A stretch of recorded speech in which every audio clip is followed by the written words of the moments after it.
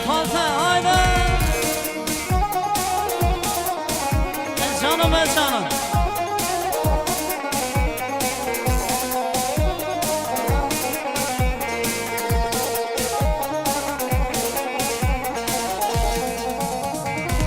Bana senden kalan yalan sözleri, uğruna yandı iki gözleri.